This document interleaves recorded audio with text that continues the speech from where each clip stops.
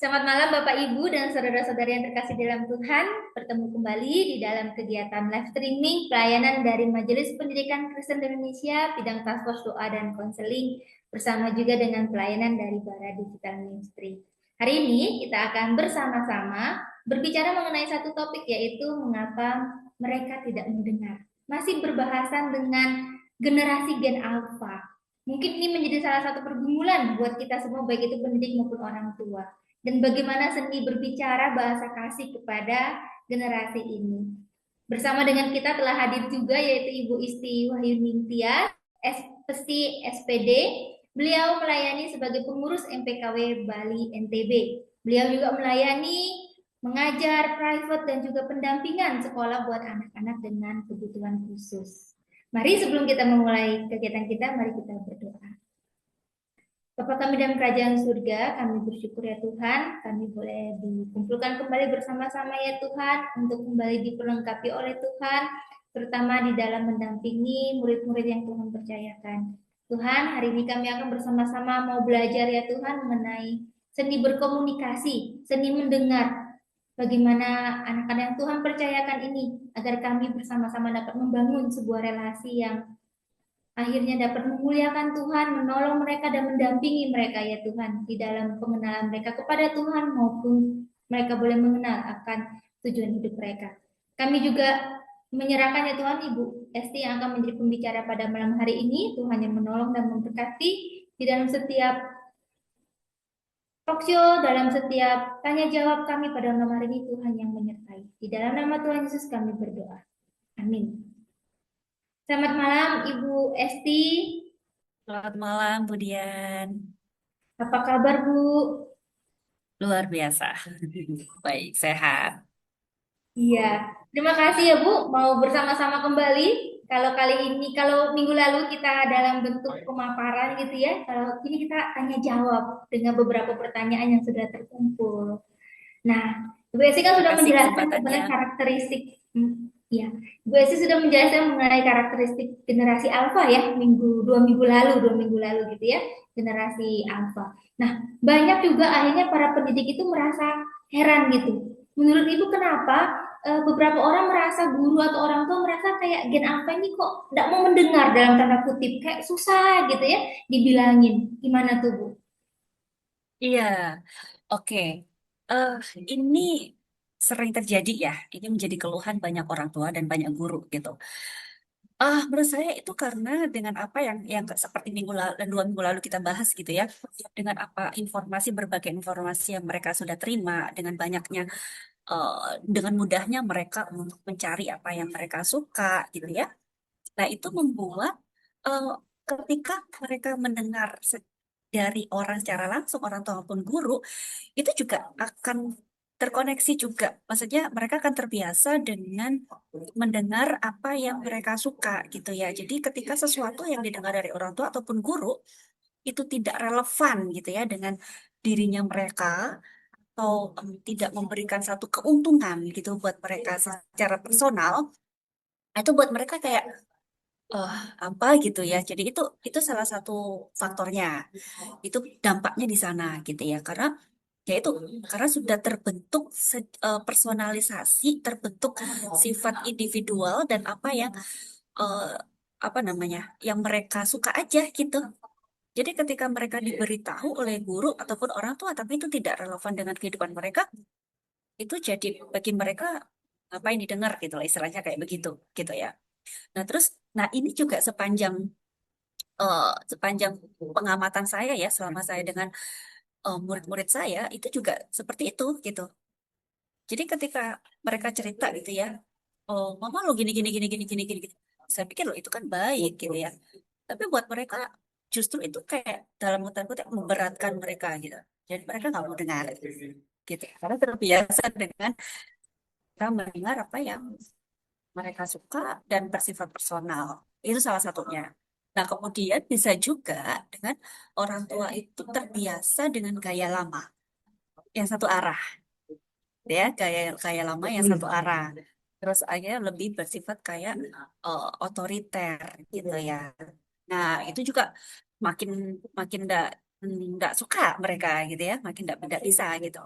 Karena mereka lebih terbiasa dengan eh, apa ya, dua arah, kemudian dua arah pun ya mereka secara ini ya gadget ya dua arahnya.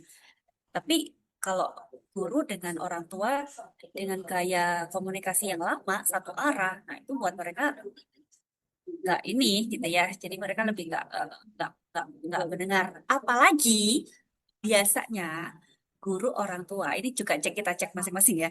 Ketika kita memberitahu, terus ketika kita menegur, kadang kita justru yang keluar tuh luapan emosi loh. Sadar nggak ya misalnya kan? Kita kasih tahu kamu tuh gini gini gini gini. Kadang kadang kita nggak sadar yang kita keluarin kita sampaikan ke mereka justru luapan emosi kita gitu loh. Bukan bukan bukan yang ngasih tahu mereka yang benar bagaimana, tapi luapan emosi, nah mereka malah makin nggak dengar, ya. Mereka nggak makin nggak dengar kalau kalau seperti itu gitu. Itu sih. Nah, eh, tapi seringkali juga selain luapan emosi, kita itu cenderung seperti perintah, memberitahu sebuah perintah yang tanpa mereka tahu penjelasannya dan alasannya, gitu. Jadi kan semakin tanda kutip semakin nggak penting gitu buat mereka, karena nggak tahu kenapa harus begini, kenapa harus begitu, gitu ya. Jadi sudah nggak bersifat personal, kemudian ke satu arah, kemudian mereka nggak tahu tujuannya apa ngomong begitu. Nah, makin nggak mau dengar. Itu sih menurut saya gitu. Jadi memang banyak faktor ya Bu, ketika nggak relevan, komunikasi cuma searah, terus juga ada luapan emosi sama menggurui kali gitu ya Bu ya. Wah itu Ya, tambah defense gitu betul. ya. Tapi Bu, bagi apa Betul. perbedaannya dengan cara mereka merespon atau cara mereka mendengar dengan generasi-generasi sebelumnya? Kan generasi sebelumnya waktu kalau kayak kita misal, ah nggak relevan, kita mungkin tapi masih bisa ada mau dengar gitu ya. Nah itu apa Bu bedanya atau kekhususan generasi ini kenapa lebih lebih berani gitu ya untuk Mm-mm. gitu. Mm-mm. Apa tuh perbedaan cara mendengar dan merespon mereka sampai kalau sama-sama searah, sama-sama itu pasti setiap anak akan mungkin punya kecenderungan nggak mau dengerin gitu ya. Tapi yang itu lebih kelihatan, lebih berani untuk mengekspresikannya. Memang tadi Ibu bilang Betul. komunikasi mereka lebih banyak kepada screen gitu ya. Sejauh mana sih interaksi dengan screen itu sangat mempengaruhi sekali Mm-mm. respon daripada generasi alpha ini.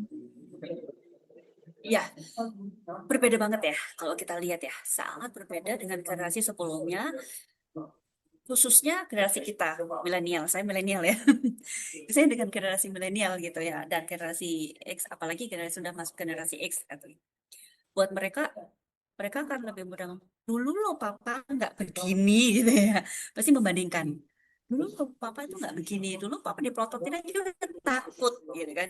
Sekarang orang tua pakai otot suaranya pun kalian nggak mau dengar gitu ya. Ya memang ya faktor tadi itu gitu ya. Jadi kalau dulu kita terbiasa dengan eh, satu arah dan hierarki otoritas, kita melihat itu kan. Nah, itu masih kuat sekali kita pegang. Kita makanya dipelototin aja udah takut gitu. Jadi kita lebih generasi sebelumnya itu lebih kayak pakai kuasa gitu ya, pakai kuasa atau otoritas atau hierarki ketika bicara dengan anak-anaknya. Nah, kenapa kita dengan metode seperti itu kita masih mau mendengar waktu itu ya? Ya karena kita belum terpapar nih dengan teknologi, belum melihat hal-hal yang lain. Yang kita lihat adalah yang ada di sekitar kita aja gitu. Itu. Kemudian kalau kita maju lagi gitu ya, maju lagi ke generasi Z. Generasi Z itu kan mereka generasi pertama yang pegang pegang handphone di tangan. Kalau generasi milenial kan kita peralihan ya, kita peralihan. Generasi Z mereka sudah pegang gitu ya. Nah, generasi Alpha ini kan dalam kandungan sudah pegang, sejak dalam kandungan sudah terpapar gitu kan.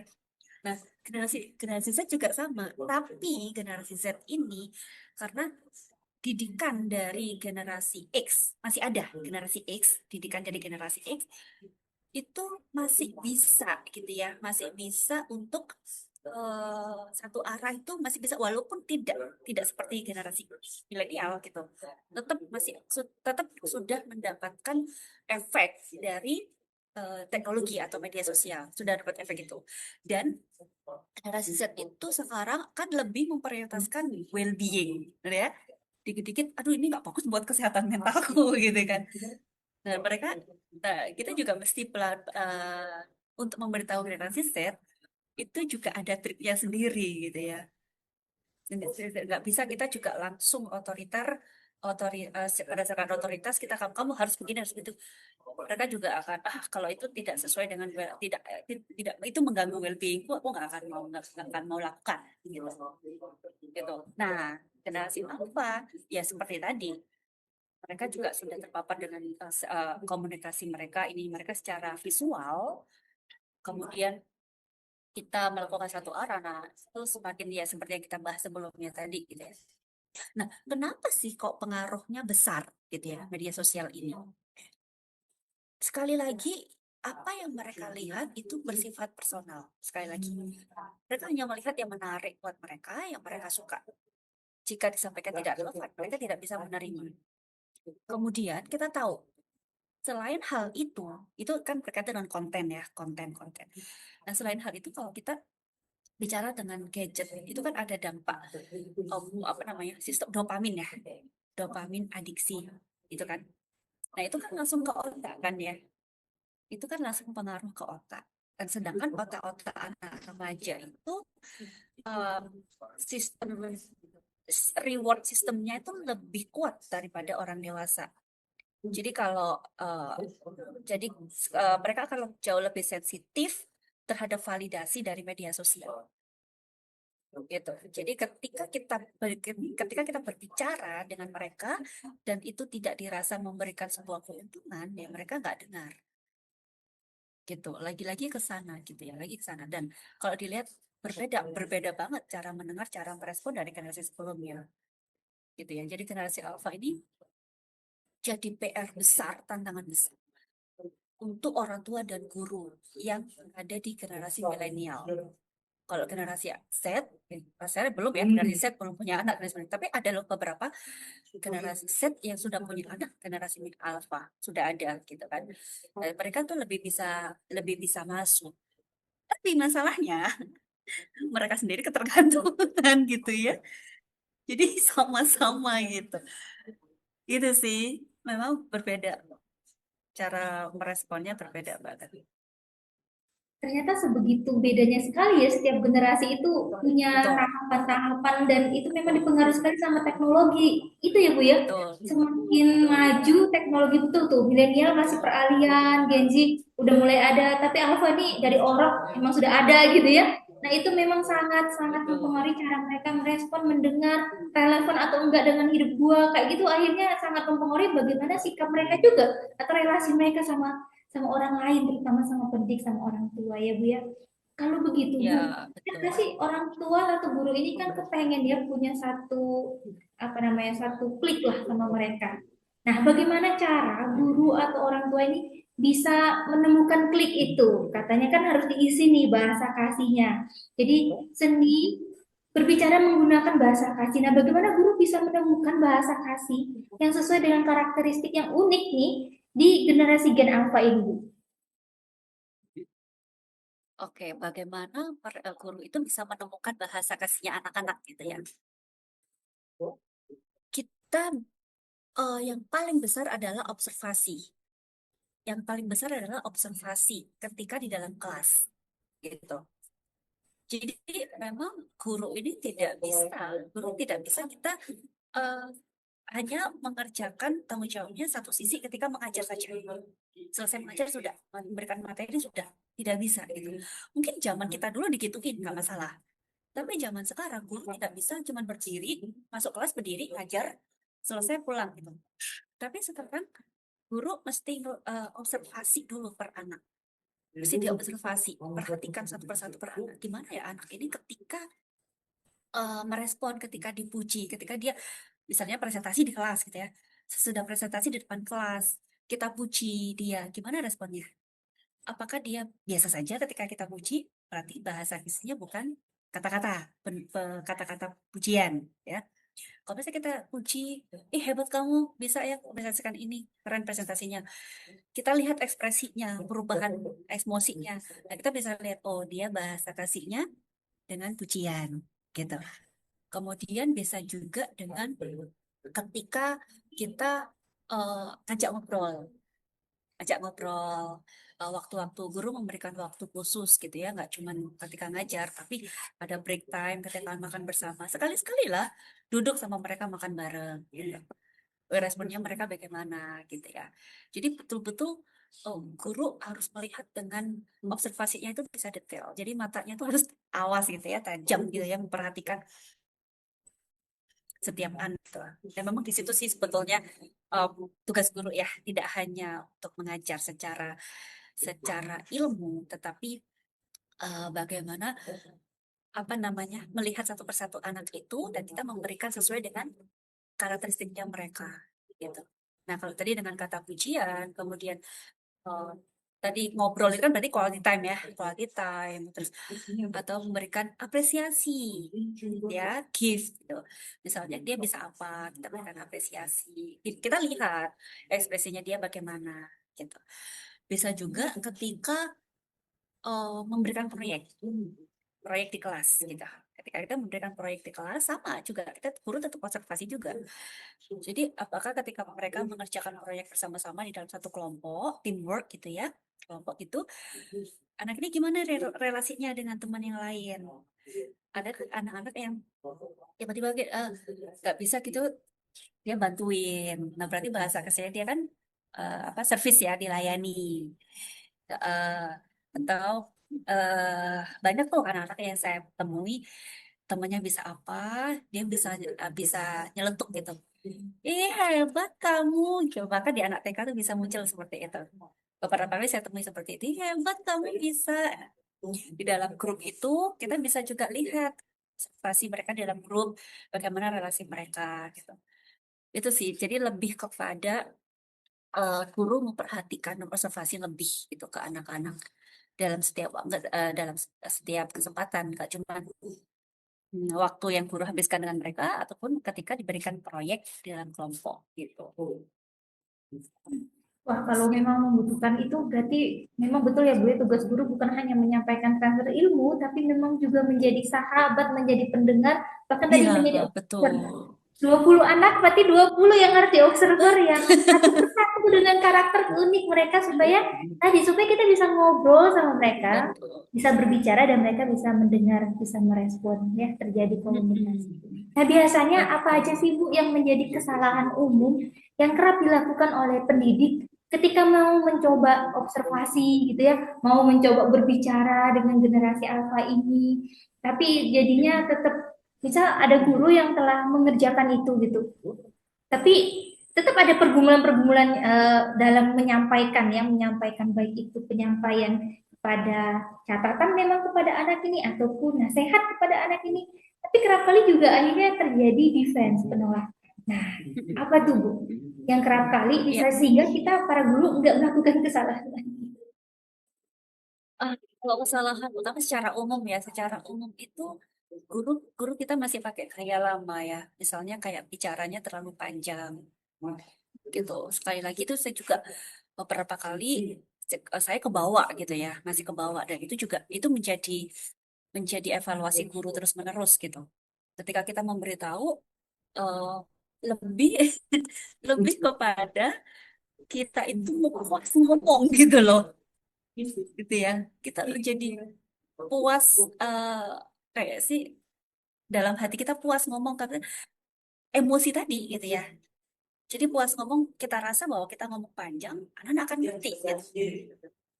Kadang saya juga, kadang saya masih melakukan, aduh iya, oke gitu stop. Ya. Kalau sudah sadar, oke stop gitu. Jadi kata yang tidak terlalu panjang kita bicaranya kepada mereka. Karena ya kita tahu mereka gak akan tahan lama gitu kan mendengar ceramah panjang gitu.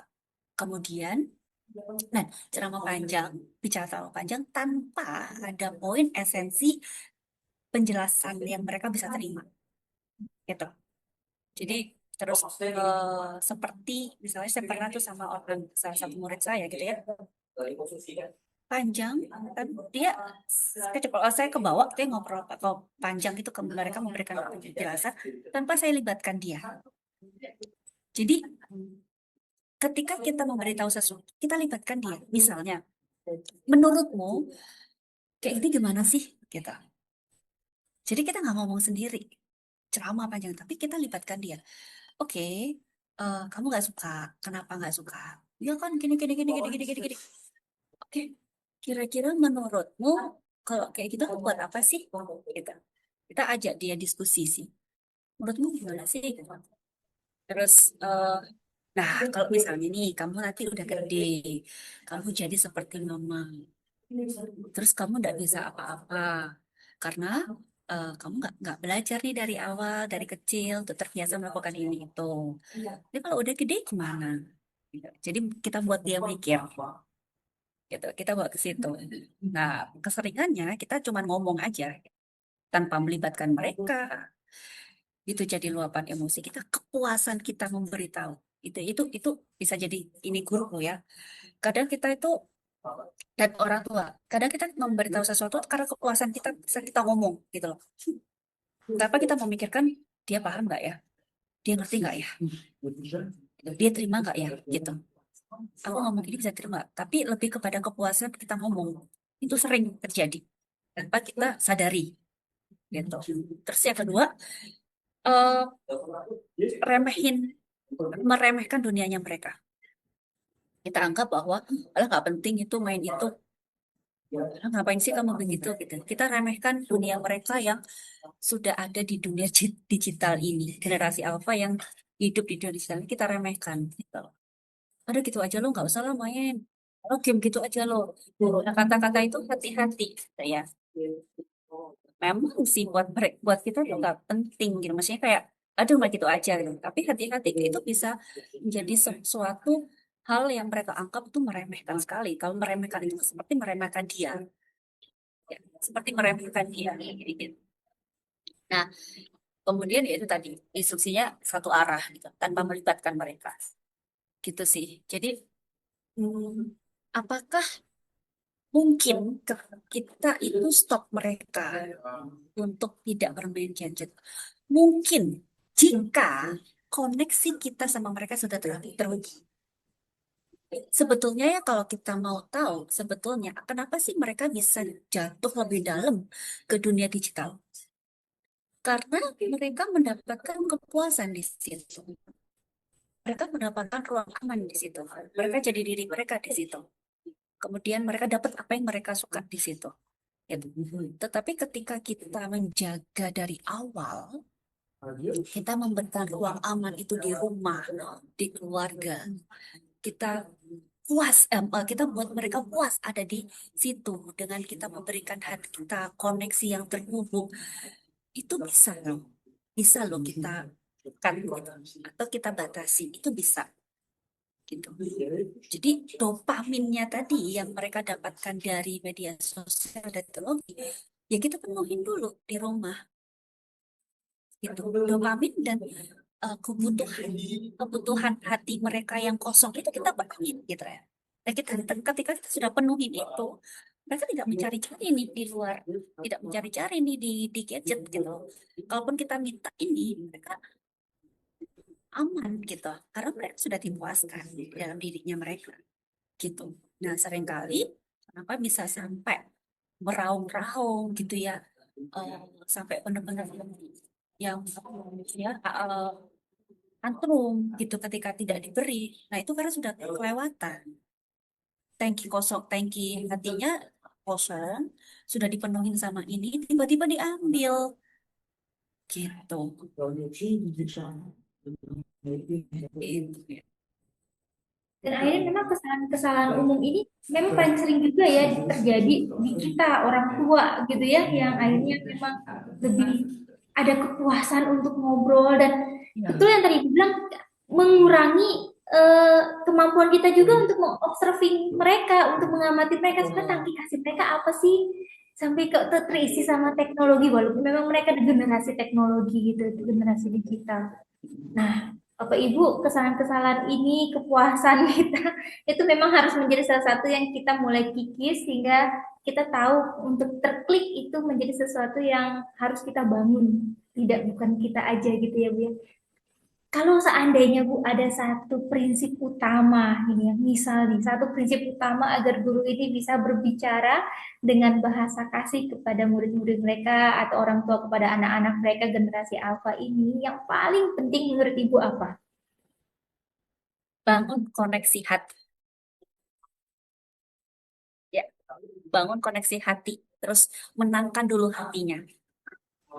Menangkan dulu hatinya. Kalau kita nggak dapat hatinya, kita mau ngapa kita susah. Mereka susah untuk terima kita. Tapi ketika kita membangun koneksi dengan mereka, kita menangkan hatinya mereka, itu jauh lebih mudah mereka mendengar kita. Jadi seperti tadi kita isi tuh tangki hatinya mereka.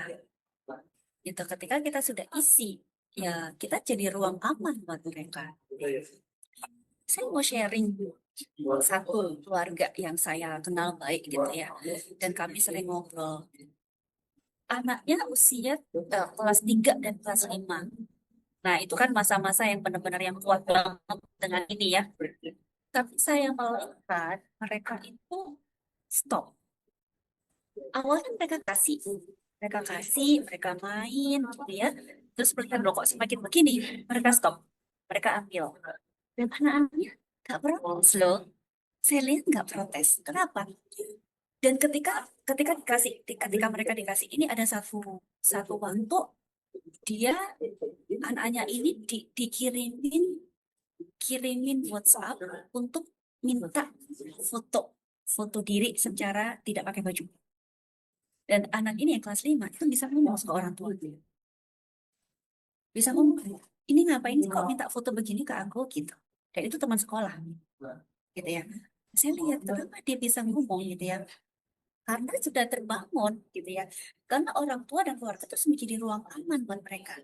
Ketika dia ngomong seperti itu, tidak dijudge, tidak langsung diberikan, hati-hati kamu gini. No, jadi bangun aja dulu. Oh, gitu ya. Menurutmu itu nggak baik ya? Ya, kita ajak ngobrol.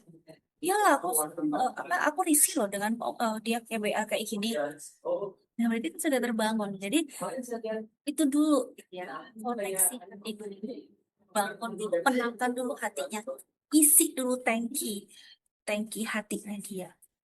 Kita menjadikan kita dan keluarga itu menjadi ruang aman buat dia, tidak menjudge. Kita validasi apa yang mereka ceritain ke kita. Kita validasi. Kita tidak bangun tembok dulu dengan menjudge mereka, kemudian langsung memberikan arahan gini gini gini gini gini gini gini. Itu perlahan kita bangun tembok kalau seperti itu. Kita libatkan mereka, menurutmu game itu baik gak sih dia kayak gitu? Kenapa dia begitu? Ya kalau enggak, akhirnya di stop,